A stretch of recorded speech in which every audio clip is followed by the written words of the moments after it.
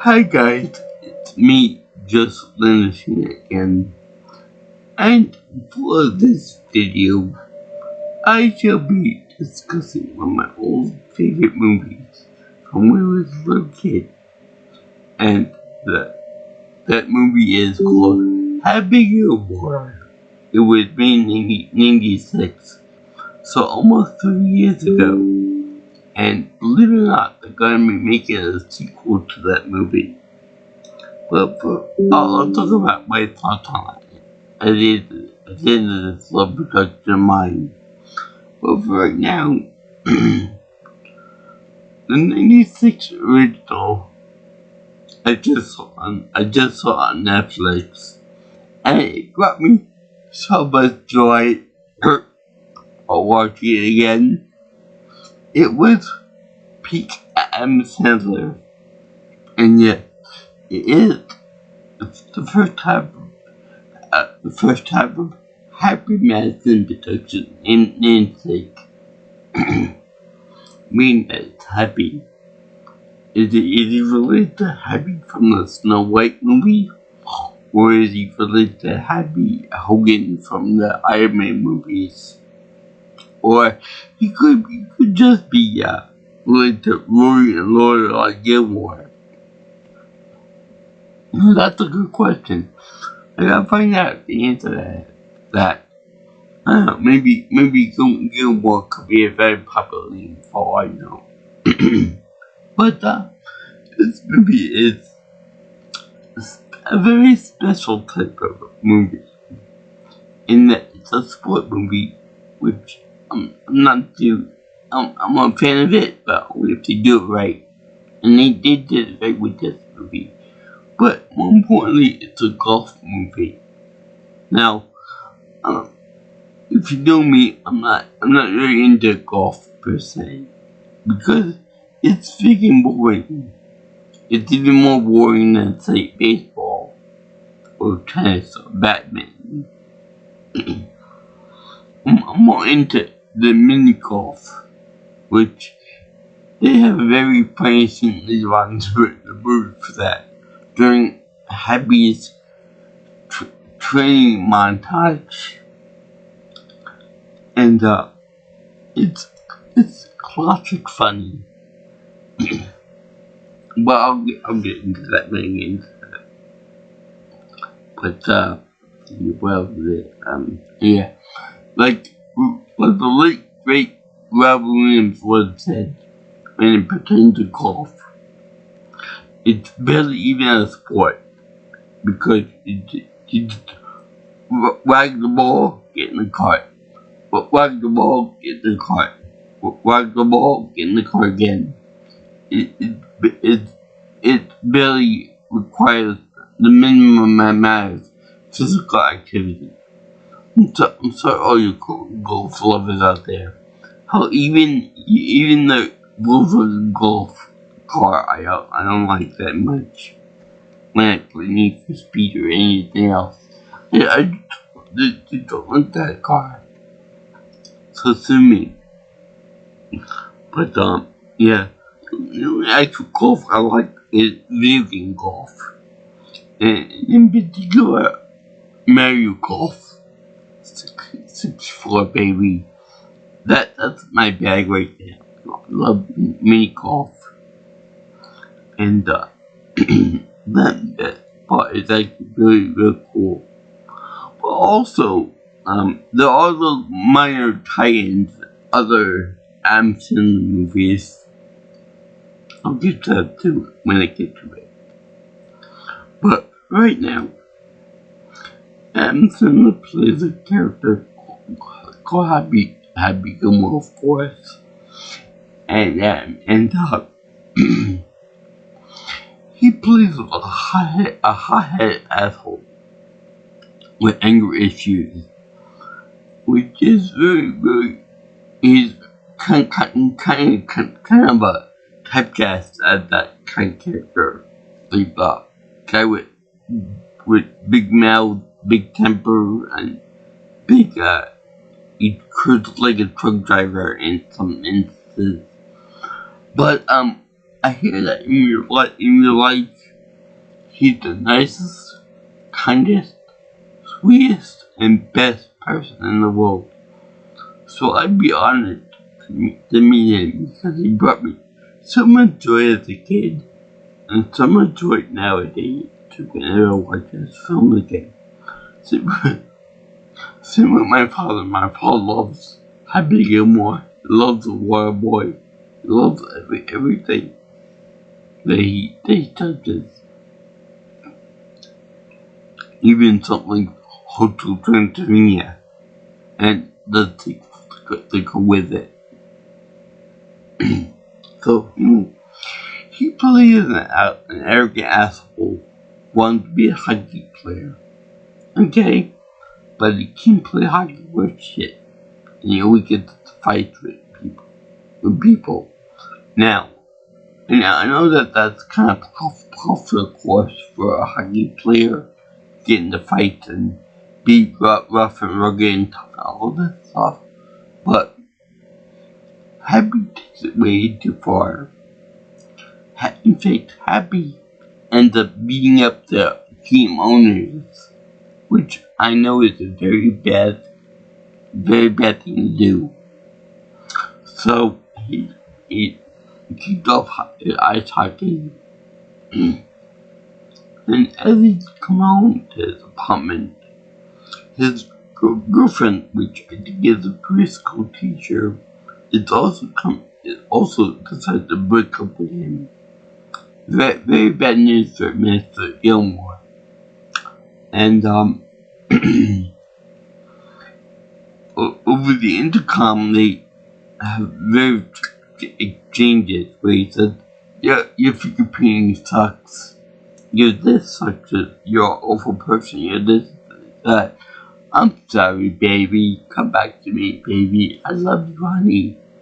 You're really, really sweet fucker. Which is, I find it very funny because as they make it out to the intercom, she leaves, and then a bunch of other strangers go in to listen to the funny man making a bunch of noises and goo stuff at the intercom. I would never do that. Unless I knew that my chickadee was, well, let's do it on the other end. But, then there's, then one of the other people that eavesdrop on the conversation is an older Asian lady, which I feel is kind of like not a callback, but a prelude to the movie Van Wilder, in which they also have an Asian lady that fixing his clothes, but is kind of very suggestively sucking on a lollipop. In any case, she goes up to his apartment and like, take me on your words. So it's implied that they did the horizontal shuffle during the night, which I gotta admit, yay for Happy. He finally got a happy ending. Hey, old people need love to remember that. So, I guess that means that he's a grandmother fucker too, from Meg Pie. So, after that little thing, she actually wants to make him breakfast. So, that's actually really funny. So, he finds out that his grandmother, played by Frances Bay,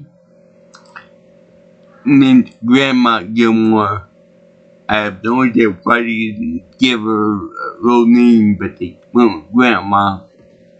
So they find out that the house that she was living in, or her husband's house that he built from scratch, pretty much. Funny, it looks too polished and too much in the slow effort we're doing to be be handmade and that kind of thing. So he found out that she didn't pay taxes on the house, and the bank took it back, and it got auctioned off in like a month or so. So he ended up arguing with the movies, which I swear to God are played by the guy from Space Jam, Michael Jordan's father, as well as the guy from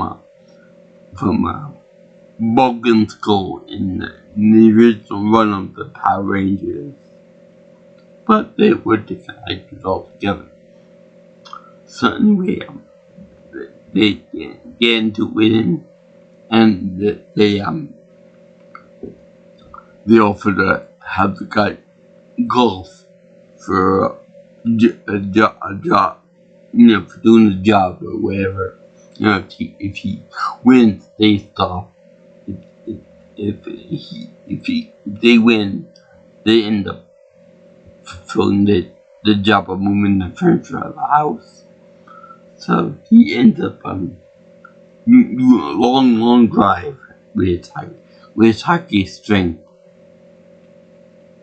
Now, he ends up making the ball go over to beam someone in the head on his balcony from all the way across the way there, like more like 100-something yards.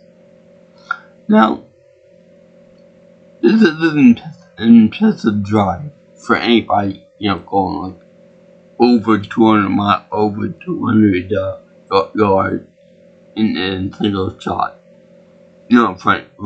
For a rookie that didn't even do anything. But I have to ask this question. When you do long, powerful shots, how accurate can you be with the long range? How do you know that you're not gonna overshoot the damn thing, like I do in Mario Golf and all that? Or how do you know that you're in the right ballpark? No pun intended. Where you gotta go.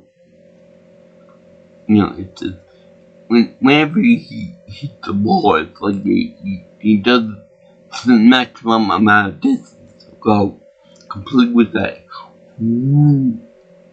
sound effect, which is really nice. Shows his power and strength. But yeah, that's a good question. That's the answer. Anyway, then he obviously wins the bet. So then you go to the driving range, where, well, this is very funny. He's actually, Gilmore like kind of masochistic, because he's like inflicting pain on himself by having the ball launcher aim at his face and his body and stuff, and toughen them up. It's like, give me some pain, and then it's like power right in the face, right in the chest, right in the abdomen, and it's like, give me more, I want more. So then the police gets rid of this thing, guy named Chubbs Pearson, played by the late great Carl Weathers. It's over there, and he's like, no, you're crazy, you're this and that. You got a lot of power and a lot of drive. Why don't you become a golfer that we can make big bucks and possibly save up the money to save your grandmother's house? And it's like, yeah, I'll do that. But the funny is that you would think that Happy Gilmore would at least watch television once in a while and find out that, these tournaments and whatnot, the winners bring up a lot of bank. And, he got the power, he got the motivation, he got the skill, He's got a weird little I don't want to say underdog story, because he is an underdog story. An underdog thing in it, but he's more of a, like a, when you think of golf, you think of somebody that's sophisticated. You think of someone with a lot of disposable income, fancy pants, but literally in this case, like and you think of people with high class and all that stuff. But not always. That's what you think of that first. But with Gilmore, it's more like the opposite end. Like, he is very casual about it. Again, he currently a sailor. He's a very horrible role model. He cruises. He beats people up in the crowd. And he tried to beat the shit out of somebody. Well, and I gotta mention who it is right now, but that's really, really funny. So anyway, now with Chubb, he got a weird thing because a long time ago, they had a thing where they had like Captain Hook, in which his hand was eaten up by an alligator in Florida, and but he made sure to take out his eye. So anyway, the Chubb says that they can, the process they can, would hand. Now you would think that a professional golfer like that would have an endorsement for like a more realistic hand than just a piece of wood. Stationary piece of wood. And even better when Happy actually knocks it off of his wrist and ends up going flying over in the middle of the street. Now, a big garbage truck runs over a lot Mr. Doubtfire with a fake face. So this is another movie reference for you. I don't remember which one came out first, but that's pretty funny. Anyway, later on you see Chubb's up, not getting a new hand altogether, but gluing together very badly the fingers at the parts of the hand. So basically, he's a retired golfer who has like a bum hand, who just keeps recycling it and recycling it. So it's kind of pathetic excuse for how we treat our men. But also, as he's treating Happy, he treating them in the art of golfing. Making putt and stuff. And, making the short putts and things, which I feel is more of the opposite of what really occurs in that, whenever a golfer practices, they're pretty good at like making like a short 100 foot putt or something like that, or a 25-foot putt. That's no big deal when they have driving ranges to practice and getting really long shots like 200, 300, 400 yards. That's what you need the most practice on, and that's why people use that a lot. So that's something that I find interesting in that it's the opposite effect of what we would expect. So anyway, we have here,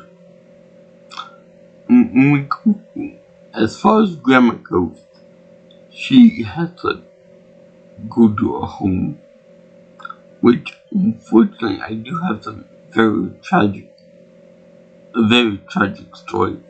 I'm not getting into it now, but I'm gonna start for a different video.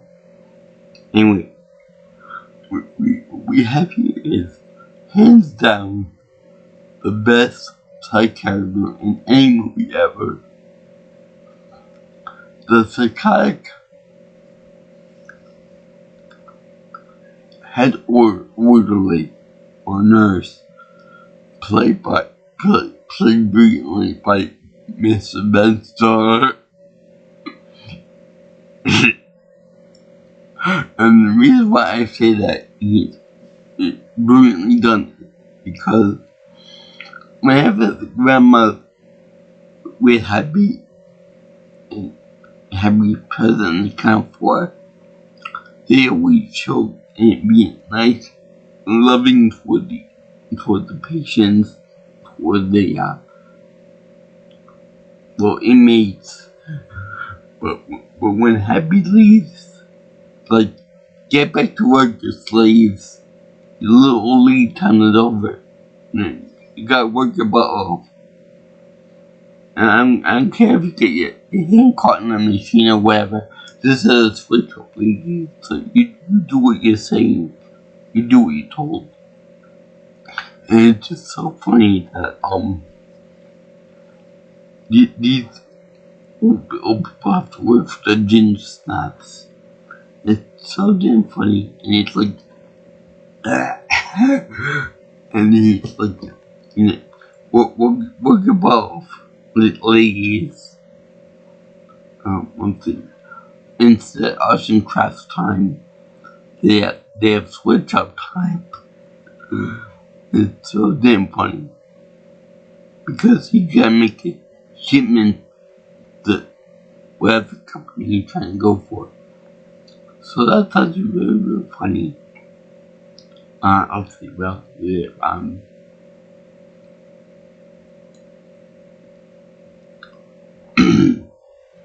now also, during Chubbs' the montage of him training Happy, it's like it's all in the hips.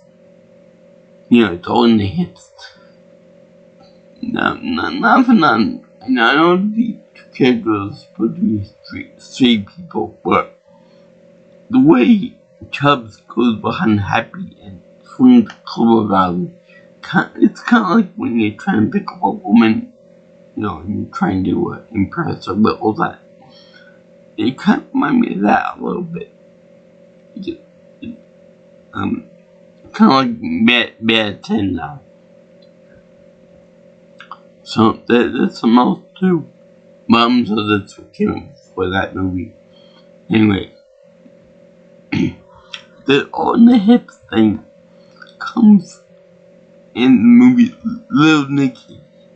When you see him go to heaven, and then you see Chubbs with his mother, the angel. It's so funny. Like, it's all in the hips, along with him. And also, when he first meets Happy says to him, you're a big guy, why are you being a football manager, football team? So he says, I can't, my mom never signed the permission slip. That could be a direct reference to the Waterboy, in which Mama never signed Bobby Boucher's permission slip to join the football team. That just maybe meets overstepping my boundaries, but I think that was a reference to that movie.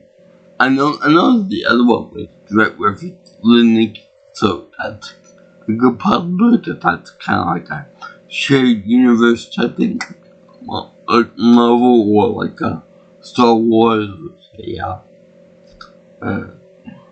Family Guy, Simpsons type thing, Or maybe it's just a minor joke or something. But anyway, that's kind of funny. So, but we also get an intriguing look at somebody else too. Christopher McDonald plays Shooter McGavin. And I felt so bad for Christopher McDonald because in every movie that he's cast in, he's always playing an asshole. Kind of like my cousin Joe Pesci. He's always playing a small town jackass. You know, this guy's always playing an asshole in the movie. Same with Flubber. He also played an asshole in it too. And he's so evil.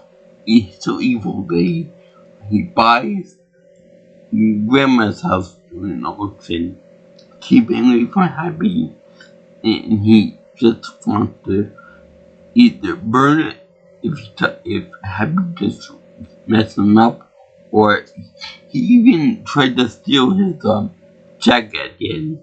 He even during the tournament he actually tried to get someone to heckle him, and then he leaves the guy for broke. Like when me that he promised to befriend the heckler, but then it turned out to be not. Then it turned out to ignore him.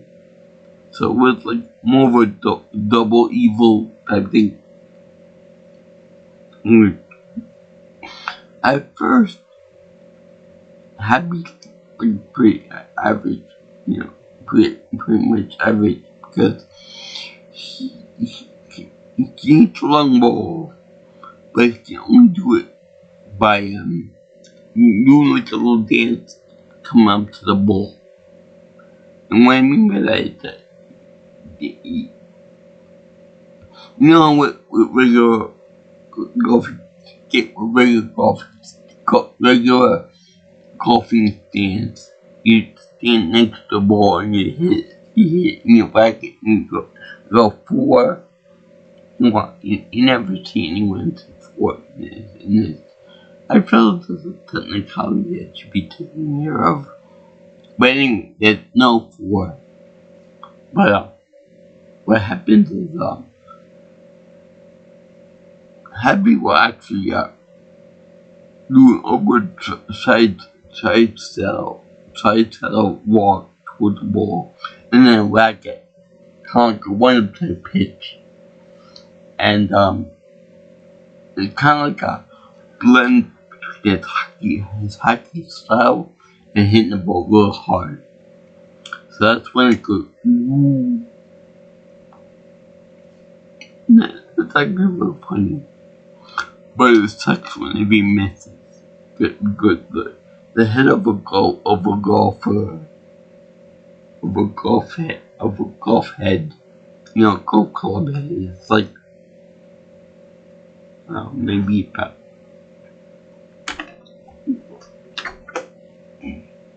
maybe it's a little bigger than this thing.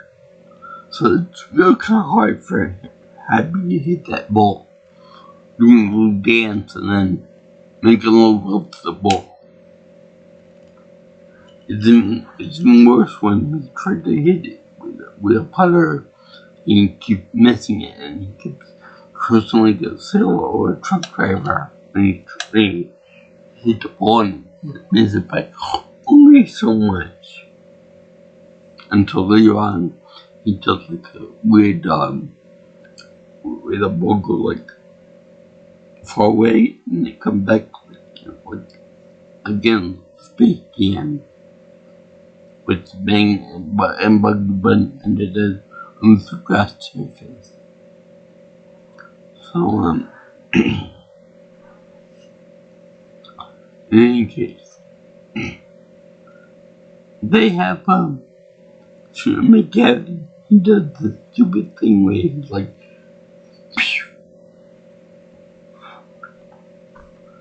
which I feel that we're good with it. I forgot where we're good. do for it, but yeah, it's kind of annoying. They just gotcha or like or something equally stupid that I'm not just people do whenever they win something. Yeah, now, the heck, the heck, the heck guy is a weird choice because we all get a heck of that, like, baseball games, basketball games, and they're really annoying, but in golf, it's weird because this heckler should be shut down by the judges, but the rest of the crowd is like, shut man, leave him alone. Until at the end, when he had reason, come on, let's get the story time here. I can hear you make more noise for me. And that's how we get the mojo back for shooting a long ball. And it's like, you bet. In this movie, along with my Mario golfing, I picked up on a few terms from it. Some that I don't know anything about golf. And I picked up on par, birdie, eagle, and all that. The whole one and things like that too. So, it's good for that. It's good for educating the public on golfing terminology. Even though I'm sure that Mr. Sandler probably doesn't even know what one of the words I can mean from left and right and the other way too. Let's see, okay. Oh yeah. So, he said to get a homeless guy a job as a caddy. And, it's funny because at first he doesn't know what caddy is until he assaults the guy trying to be his caddy. Look here. And, I'll see you.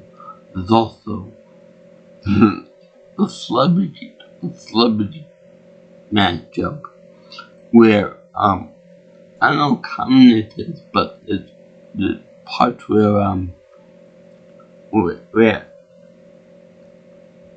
average players pair with celebrities. In this case, it's Bob Barker, the guy from The Price is Right. And it's really, really funny because we got the heckler over there busting happy balls, if you will. And it's making lose jobs. And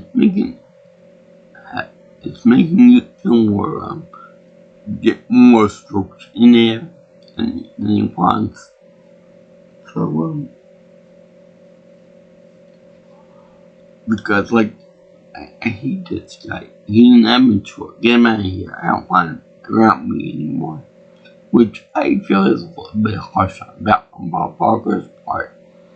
But then they get in a big fight. Both Happy and Bob. And it's really funny because, you would think that being head-butted, getting gut punched, getting knocked on the ground, rolled on the ground, all that stuff. You would think that with Bob Barker's advanced age, that would kill him. That would either severely incapacitate him or kill him outright. But no. The big actor says a very epic line in the movie too. He says, "The price is wrong, bitch." So then he knocks him out and stuff. And then Bob Barker, like a true tank, actually takes all his hits. The place pops him on the ground there until Happy gets close to him, saying, they would come, they cut legend, and then grab them, knock them out. I have the prices are bitch, and then proceed to kick his ass. I mean, at this movie, I think that Mr. Barker was like 70 years old at this point. So, Happy Gilmore, I believe, was like 20 something years old. So you got a pretty big difference in age, like over 4 years of age difference. So it's like, so it's like, seeing an old man kicking it, young guy's butt like that, a fit guy, a hockey player or something, it's really, really funny. It's almost a bad thing, you know. An old guy get kicked in the butt and punched in the face by a guy in a wheelchair. I'm not gonna say anything more to that effect, but there's a reason why my cousin Michael won't go near me anymore. Anyway, that was super funny. See Bob Barker kicked the new guy's ass up so hard. And then we got more men, so I like the old people. It's the point that the one old lady, when they drove up, when they were driving up to the home, they said, "This is a nice place. This is a really nice place, Grandma. You look over here." And then when we come across a horror zombie or something, "Get me out of here. Go away." So that was actually really funny to see all that. Let's see now.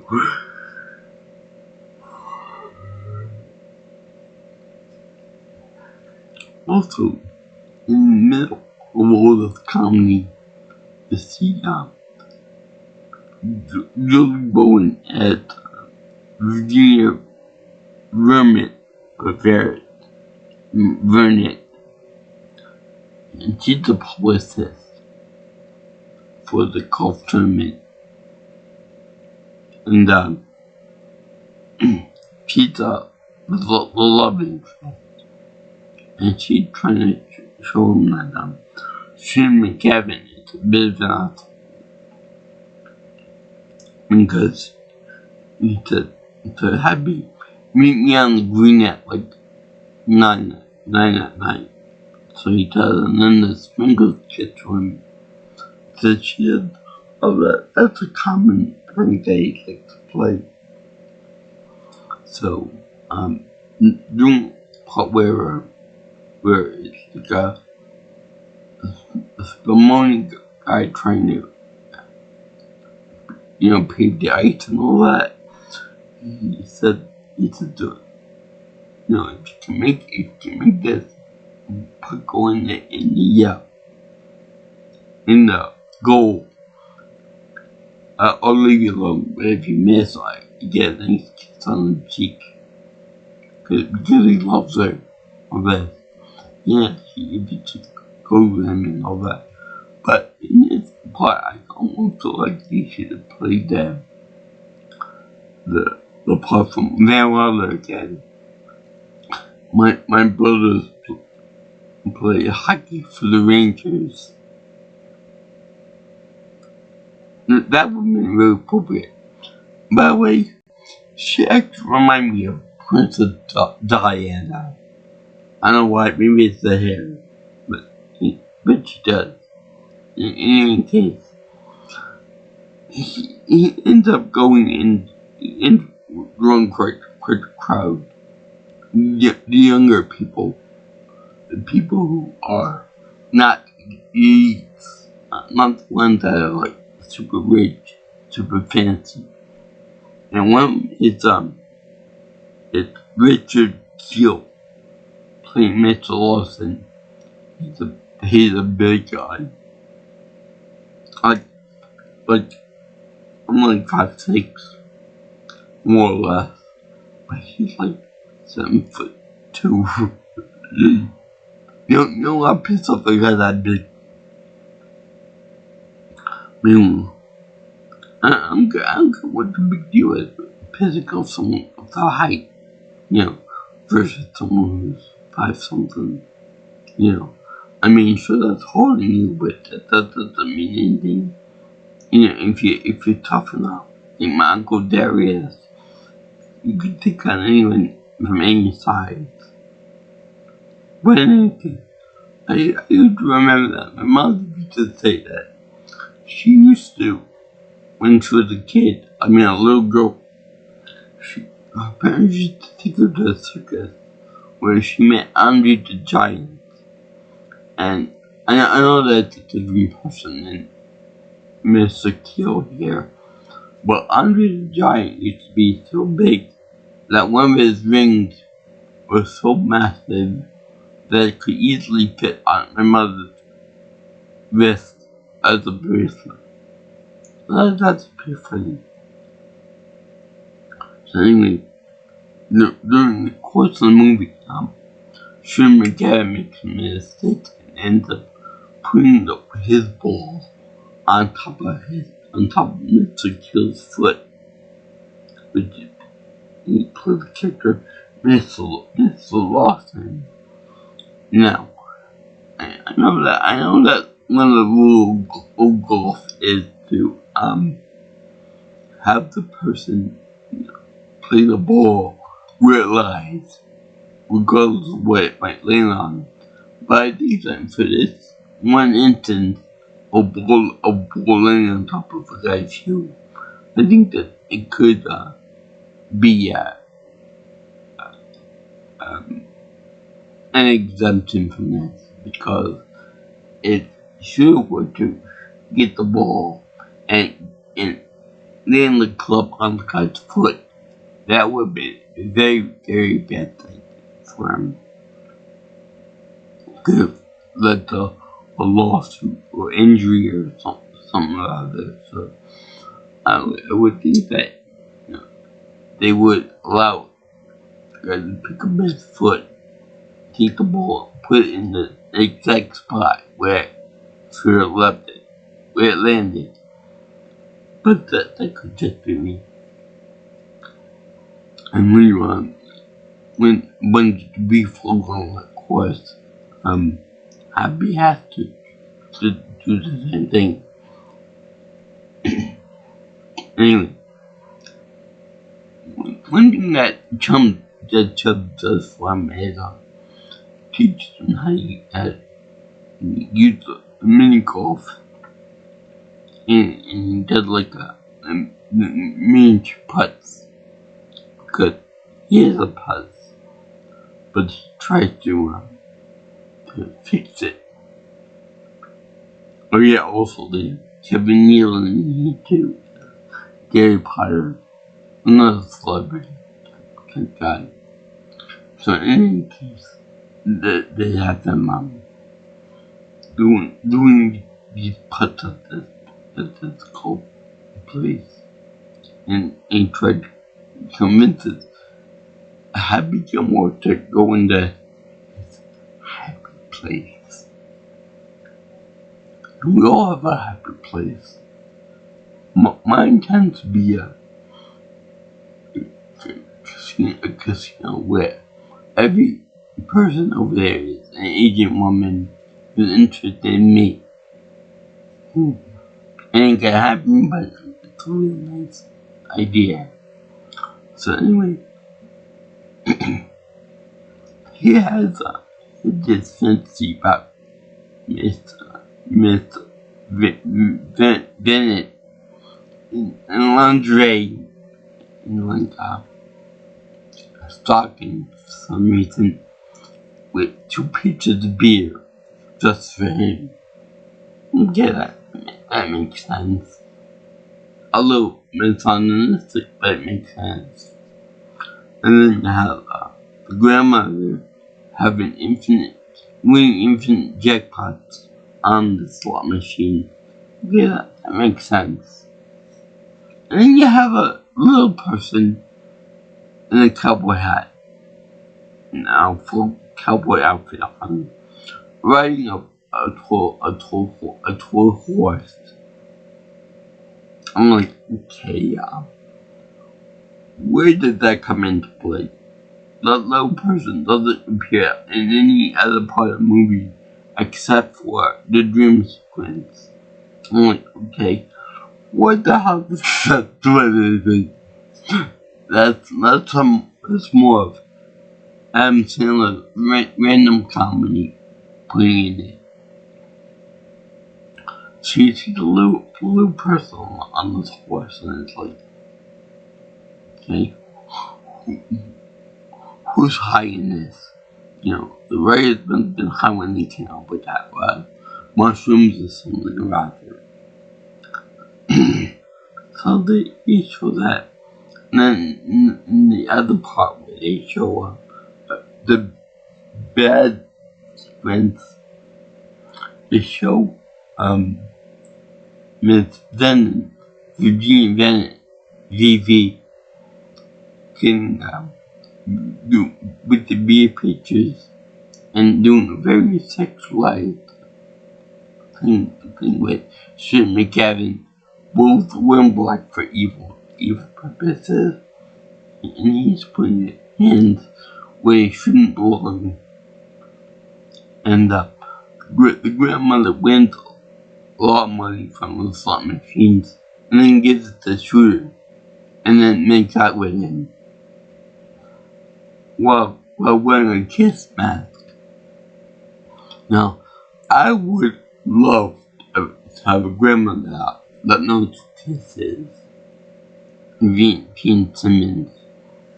I mean, look, I'm not even joking about that. I wish that they had. I wish my grandmother knew who these people were. Well, we can't ever take care of them.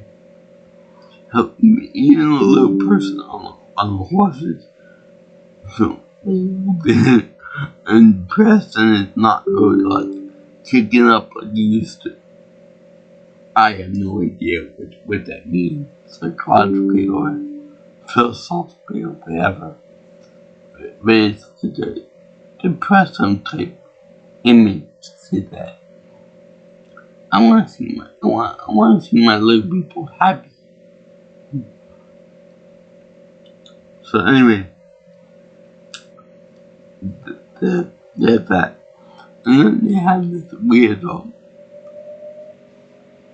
during the actual training montage, or training montage, it's not official, but they have like a weird soundtrack choice for this movie. I can't really imitate it, but they also have really good soundtracks for this movie, like Turn On My Wayward Son, and among others. That's pretty good. So anyway, they have him do the Tower of London Bridge like obstacle, which is okay. And we have the Chubb sitting on the throne. Okay, that's fine. But then we get this clown obstacle. And the point is, you gotta shoot the ball of the clown's tongue into his mouth, and the clown will get put down the throat and then shoot into the hole. That's pretty simple, right? And we all have that one obstacle in mini golf that always pain in the ass to us. The windmill or something else to that effect. You know, one always blocks the ball or just jackass to us. This clown is not only is funny, but it's also very respectful to Happy I feel bad that I didn't mention with my colorophobia or the fear of clowns, but this is more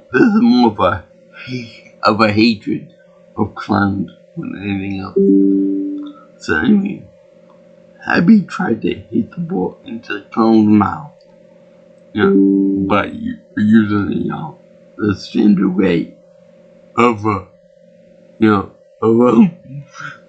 you're trying to shoot the ball up his tongue and stuff. So then he blocked with his teeth, and then he laughing it off like, ha ha. So normally you wouldn't give a crap about that, but the fact that clown's laughing at you for your inability to get past your teeth, like Robotnik's bonus teeth in Sonic Spinball. It's like kind of funny. So it's like, ha, he's real funny. So Trump's like, come on, you can do this. So then Happy shoots the ball again, and he getting laughs off at him again. Like, ha ha, you suck, Caleb. And you could see that it's really getting pissy and really aggravating the crap out of Happy almost. Jeb's like, please calm down. Don't do anything rash. Then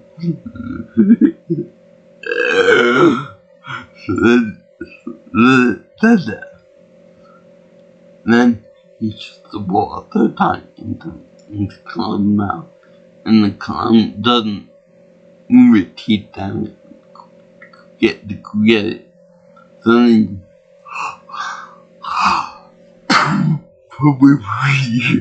and he lets it up. Because normally when you got something like that, usually open and close his mouth to a timer. Like every 5 seconds it closes and opens up again. But no, this thing is sentient and he wants to piss him off. Yes.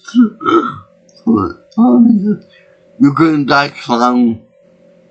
He just loses his temper and just beats the living crap out of his clown face and knuckles the nose. I have no idea why it makes the whole thing smoke. Maybe it's that Happy when he builds it in the nose. It destroyed the light bulb and it made smoke and stuff or whatever, but it's unable to be used from now on. So Chubbs very smartly said, let's move on. And then there's the earthquake, the LA earthquake one, which is impossible to shoot. I mean, the main pathway breaks up like a real earthquake would do. And to get the ball into the hole, you have to do like almost like I forgot what to call it, but like weird angles and stuff to bounce off and then get it to the right path. So use the standard path of zigzagging and stuff, and that will get to the hole. So I'm thinking along with that. And I'm pretty sure that with legitimate medical courses, the ball doesn't have to become airborne to make the putt. You know what I mean? Like, you don't have to like hit it too hard that it bounces off shit and then it goes into a hole and things like that. Medical is meant to be more miniature and more calming. So that, the kid can do it.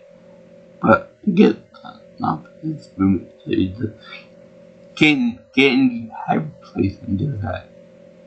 So he does it. He sinks into it, and so that lesson will come in important later on. But yeah, during the end sequence, Chubbs goes into his apartment with Happy, and he unveils a little gift to him for the tournament. It's his own putter golf club there, and the club itself is elongated so that it's the main striker portion, the main head of it, is like the size of a hockey stick, which I feel is kind of bending the rules a little bit of golf, because it increases the amount of surface area that you can hit the ball with. So I feel that would be a violation of some rule or another. But because this movie is bringing under the logic of everybody, that if the rules don't say it's allowed. The rules don't. If there's nothing in the rule book that says that it can't be done, then it can be done. Anyway, Happy ends up giving him his own gift. The crocodile, the alligator head that took the hand of Chubbs, and he put that in a nice box, and Chubbs is very easily put up in between that and the window. When the box is shocked to shit, and he ends up going through the window and getting killed by the fall of the window. So in other words, by Happy killing the alligator and presenting it to Chubbs, he killed it. He killed him and sent him up to heaven. Now, this is kind of stupid because the cabin would at least give him some kind of warning. Don't be near the window. You might want to sit down for this. But no, he just gives it to him right there and then shocks him to the point of killing the guy. And yeah, sure, it makes a point of that too. And yes, even Virginia is low below for him too. So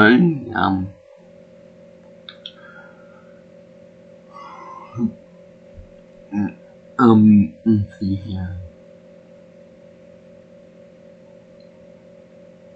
Yeah, once it went Happy, it's like fighting with the gator over his ball and that landed in his mouth. Happy ends up fighting, wrestling this alligator. Like, it's so funny. It's obviously it's a bull of an alligator, but it's just so funny. He headbutts it. He gets, quick. No, that's terrible. But he headbutts it. He rolls around in the water and stuff. I mean, you would think that the alligator would have home turf advantage over Happy Gilmore, little lover and stuff, but it's not.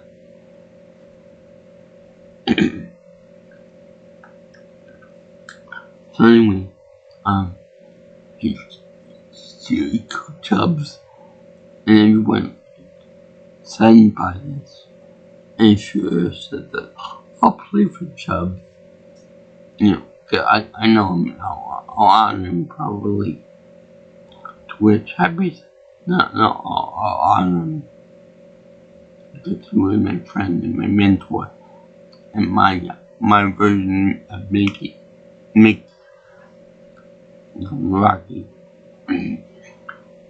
So they can to duke it out. And the hecklers from before,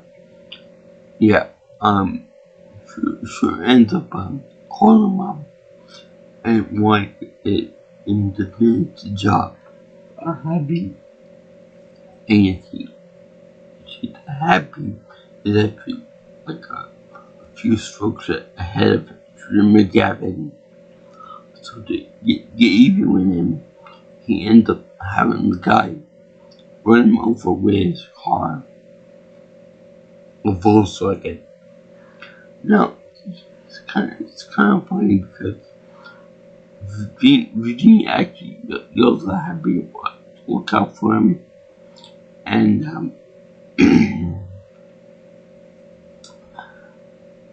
and they're so happy. Like, you can look back in his car, almost run him over. So when he does get run over, it's almost like he's prepared that he got run over. He knows how to do this dance to get run over, so that it would be minimum damage. But I wonder if he had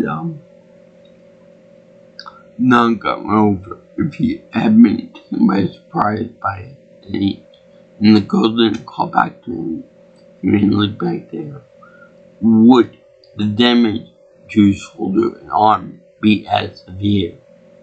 Would it be it's kind of the Titanic. If they knew if they hit the iceberg head on, would it be different than if they hit the way it did, or would it be different altogether? More damage. So, anyway, let's see here. This portion where Happy is not getting it at the risk of being taken off the court because of his violent behavior in cursing like a trucker. So, he ends up going to do Subway ads for the sandwich company. Now, I don't know. Does Amazon getting money from real Subways because they do ads for them in the movie? Or is it something different altogether? Because in the movie, there is an advertisement for Subway after the ad. So does he get subsidy? Does he get advertising revenue from Subways for making ads for the movie? Kind of like Mac and Me, but this isn't ballgame altogether. So anyway, they show that because of car damage, Happy got a bum shoulder and can't make the long drives anymore. So because of that, she went right. No, he doesn't. Happy gets back in Happy plays again. Into about a little person, and he dreams about the grandmother being happy again, and he dreams about his woman in white lingerie with beer. So it's happy again because the grandmother says, I don't care about the house. I want to see you happy. Happy. So and she's like then he goes back to the type of place. Forget about the whole biological damage to his arm, but he fixed up now. Just a happy thought, like might be like maybe it could be like an adrenaline rush of being able to beat Freeman McGavin and shove his mungus right back at him in his ass or whatever. But very unlikely that would happen like that. So they show the Wolverine ends up crashing into the tower, the stand that they were all sitting on. And then toward the end of the hole, they end up showing the people climbing on top of the red stage tower over the Volkswagen. I don't know if the guy ended up getting arrested that was driving the car, but he ended up doing it, and they make it fall down, getting in the way of the exact path that Happy had to shoot the ball to get in the hole and beat Gavin. Well, because shoot the ball with his lies, and and that it would take two shots to get in the hole, and then it would go down a sudden death match. You know, Happy doesn't want to do that. He wanted to shut the shooter down right now. So he decided to try to shoot the ball into that weird, more like the mini-golf way. And when you know it lands, you shoot the ball at certain angles. Like the guy from Alien or Alien Resurrection, he shoots the ball into the weird angles and goes right down the subway advertisement down a bunch of railings, and then it ends up going into the tube, and it's like you end up getting the ball into a hole.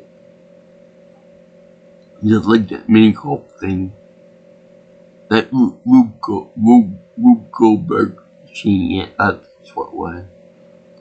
So, she was like, no, I want the jacket. So, you take Jet's jacket, which is a perfect fit for him, by the way. Even though it's different size than the actual jacket. He runs right with it, because he believes it's his.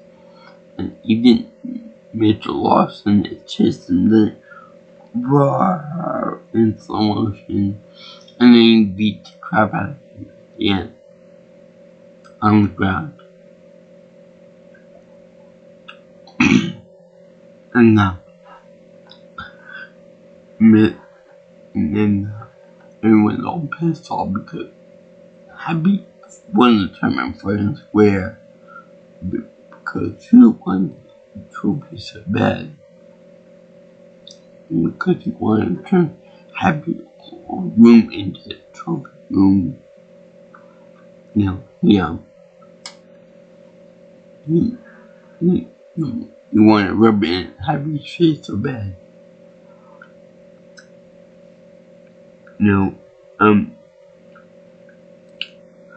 Everyone was happy about it in the movie, but nobody in there, Happy ends up winning back the house, winning the tournament, winning the woman back, Virginia very rich. And they're all little happy together. The end. And then you see over the house, you see Chubbs and the gator over there. And somebody else with that too. And you see the alligator is not a regular gator, he's turning upright. So it's a human in the gator suit. We've been to everywhere. And even when he was thinking that difficult shot, he was, I need your help, Chubbs. So that's that. That was that movie. I loved the hell out of that movie. It was so much fun for a sports movie. especially a golf movie, which, to my knowledge, you don't see that much. You don't see that often because it's so boring. It's like golf is on the war of sports entertainment. It's so damn boring. The fact that everyone has to be dead quiet, and if someone coughs on there, they probably shoot him or something like that. Like the Bug Bunny cartoon. And it's just very fun, very entertaining to me. I love the joke with Ben Stiller. I love the joke with Sean McGavin, like a smug son of a bitch. I love the grandmother, like Julie Bowen's character. I like Bob Barker. I like the references to the movie. I like Carl Weathers. He's up there in heaven too. He's with the alligator. And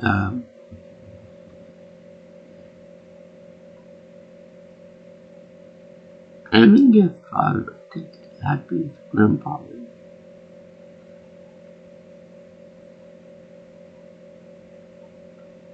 Anyway, the movie is a treasure. I'm glad I was taught Netflix in preparation for number 2 coming out on the 25th. Now, I hope it'll be good, but I don't think it will be. I don't think Happy Gilmore 2 will be good, because I'm fairly certain that, unfortunately, Francis Bay probably didn't make it at this point. I think he passed away years ago.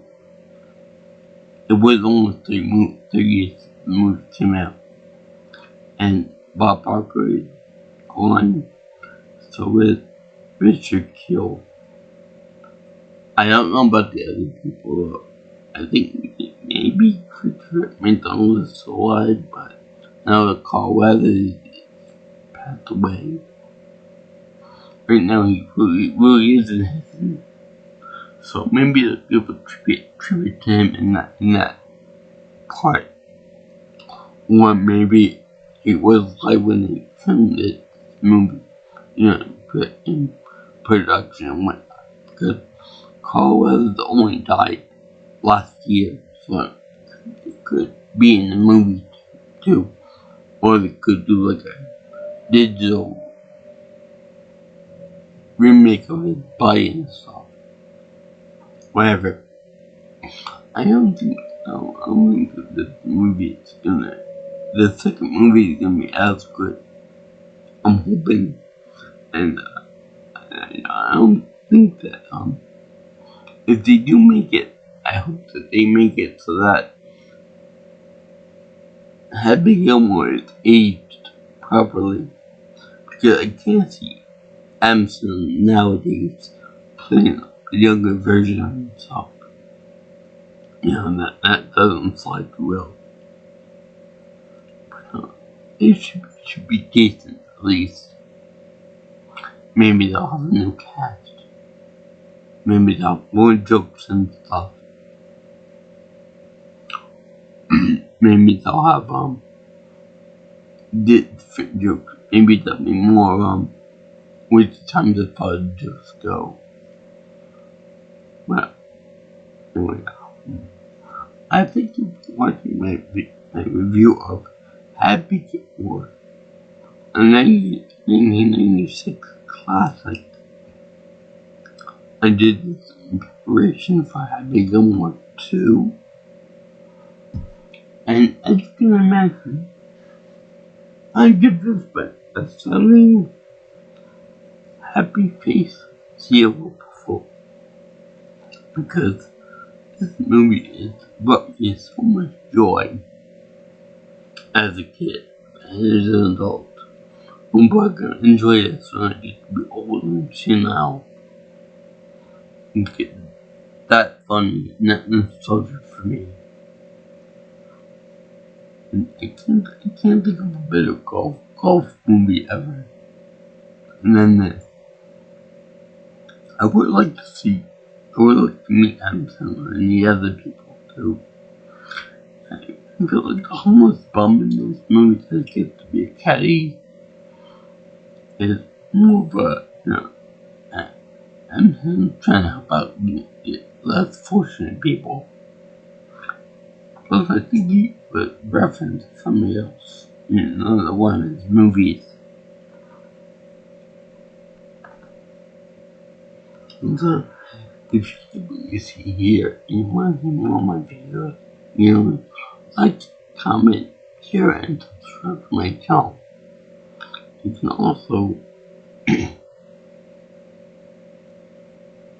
call me or text message me for any type of information about my future videos or input on my future things on here. But my number is 631-707-3707. And also, you can follow me on Twitter or X if you prefer at P Nelson Pro. You can also reach me by my email at jj's viewing channel at gmail.com. So I see anyone likes Happy Madison movies. I don't think it may not be for everyone, but I enjoy the hell out of it. Especially this one. The boy, Little Nicky, Click, all of them, most of them do anyway.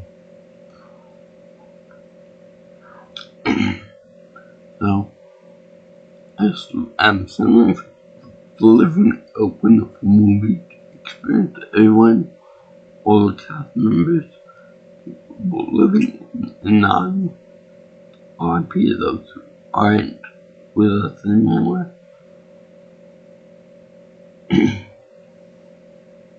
And that was a very fine movie.